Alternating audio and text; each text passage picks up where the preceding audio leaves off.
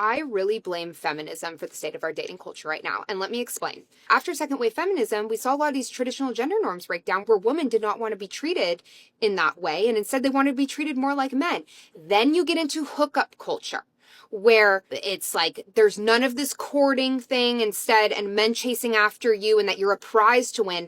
Instead, you're just like a man, you behave like a man, you go out, sleep with a man. It's that transactional casual sex that we've talked about so much in this podcast already. And then you go about your ways. And this has destroyed dating culture in every way because one, no one knows where they stand with each other. There's no roles that you fall into because it's all up in the air. Chivalry is dead because that apparently is, patriarchal to behave in chivalrous ways. So I think men have kind of abandoned chivalry. In turn, these women, I think, are just left so empty because they're going around hooking up. There's all these situationships where who knows where you stand. A lot of women, I think, feel pressure to have sex now with men because of this feminist movement that men now expect that. And then they do. And it's like, you're damned if you don't and you damned if you do, because a lot of men now expect you to have sex with them on the first date. In the 1970s, 90% of men were married by the age of 30. In 2026, less than 30% are married at that same age. And the craziest thing is, the media blame dating apps. It blames the economy. And it even goes as far as blaming the male loneliness epidemic. I don't even know if that's real or not. But here's one thing they're omitting. Here's one thing they're leaving out. What happened is that men got options. This is what they're leaving out. Men got options. See, man, my point is that every revolution has unintended consequences. Take, for example, the Industrial Revolution. It created pollution that no one predicted. The internet created loneliness that nobody expected. And now the elephant in the room, feminism. Feminism created the most independent, self-sufficient, unbothered generation of men in human history. And believe me, that was not the plan, but that's the result. And the data is there to prove it. The current wave of feminism came and dismantled the incentives that once shaped male behavior. Men had to earn access. They had to prove themselves. They had to commit. They had to show leadership. They had to show they could provide and protect. And in return, they got a feminine woman, a woman who was nurturing, a woman who was soft, a woman who was kind, a woman who was happy to bear children, a woman who was ready to take care of the home, a woman who was happy to be a mother. But what happened? Sexual access became detached from commitment. And when that happened, men changed their strategy because it was not more worth it killing yourself for someone who would just share her body left and right and call it independence. Men adapted because men respond to incentives, not to speeches, not to conferences, not to what is pushed by these crazy organizations. No, men respond to incentives. Feminism came in and attacked the traditional male behavior. Chivalry was labeled patriarchy or sexism, and it reached a point where even opening the door for someone, offering to pay something for someone, offering to help someone was considered oppressive. Just imagine how far this thing has gone. When you wanted just to be a gentleman, you were called oppressive. Sometimes you were even called creepy. She was allowed to sleep with as many men as possible to call that independence or discovering herself or finding herself. And it brought in a culture of women, instead of working with men, started competing against men, calling men evil. The same men who built the society they are striving on. The same men who brought about the rules that are protecting them. The same men who fought in wars and died for them. The same men who make sure society is in a way that respects women and the vulnerable. But they turned overnight and called men the enemy. They called men abusive. They called men insecure. They labeled masculinity toxic, while forgetting that the majority of men are good men. It's not even a debate. Majority of men wants to see women succeed, wants to see women happy, wants to see women do good. But they turn around and shame men and call men useless. And I always take an example of, if men decided one day to take away women's right, no woman is going to stop it.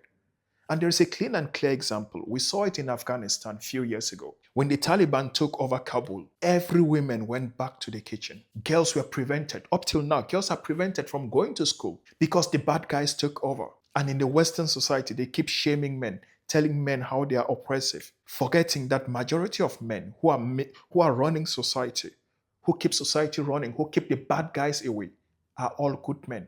And they're in their billions, not even thousands, billions. So it's just so crazy. Women were told to act like men, to behave like men. And the only message they got from it was act like men sexually. Casual sex was framed as empowerment. How do you empower yourself? By sharing the most valuable thing you have, by sharing something that's so sacred to you, to every Tom and Jerry, to every Jack and Jill. How do you do this? How is that empowerment? Because biologically and emotionally, men and women process these things differently. Intimacy for a woman comes with emotions because she knows it's sacred. She cannot just give it to anyone. But for a guy, it's just a necessity. That's how it is. It's not me, it's biology. So don't hit me for saying this.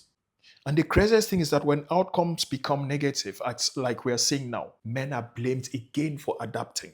We just adapted. You said you wanted to be men, you wanted to be like men, you wanted to do what men are doing, you wanted to provide, you wanted to protect, you wanted to do whatever. But it drains you from your feminine energy and you become so aggressive, you become so unbearable. You become a thorn in the flesh for everyone around you and you become miserable and then blame men for being trash because men adapted. It makes no sense. Listen, bro, if you're tired of all these crazy double standards and crazy, smash the subscribe button because here we validate and respect masculinity. Masculinity that protects, that provides, that leads, that have boundaries, that calls out the double standards, that calls out the BS. That's what we are here for. The crazy feminists came and they tried to control male behavior. They wanted to control the male behavior, how men should talk, how men should react, how men should behave. But you cannot do this. Men simply disengage. And that's why we are seeing what we are seeing in the world right now. You cannot just step in and you want to control men. Teach them how to talk. Teach them how to react. Teach them how to express themselves. You don't even know how to control your own emotions, but you want to teach men how to control theirs. That's crazy, bro. I mean, if you are tired of all this stuff and you don't just want to be part of the dating market again, I understand you. But I want you to leave to opt out of dating by making the right decision. So I created a free guide. It's called the opt-out test. Few questions for you to answer. After answering them, you will know if you are ready to opt out or not, if you should opt out or not. It's free, as I said.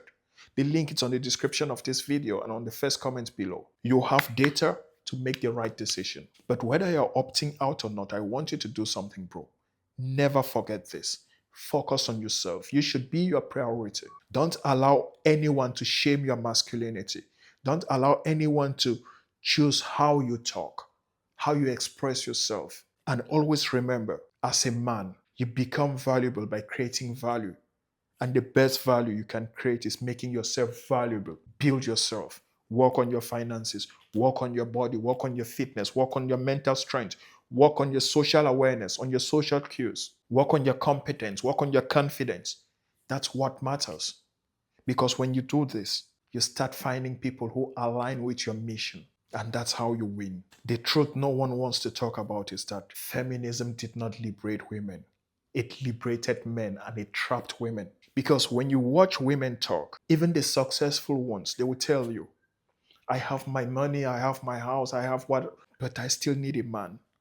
I still need to feel loved. I still need someone who will make me feel special. That's biology. And then the older they get, they realize that what fulfills them is not the money, but it's family, it's community, it's someone who is ready to die for you, someone who is ready to protect you, someone who is ready to calm you down when you are in your, when your emotions and your hormones are hitting left and right. For some, it's too late. For others, it will never happen. But for those who are smart, they learn how to be submissive, how to be supportive, how to be feminine. And those ones are the ones who attract real masculine men. Anyways, if you agree with the message, smash the subscribe button, share with your bro who needs to watch this.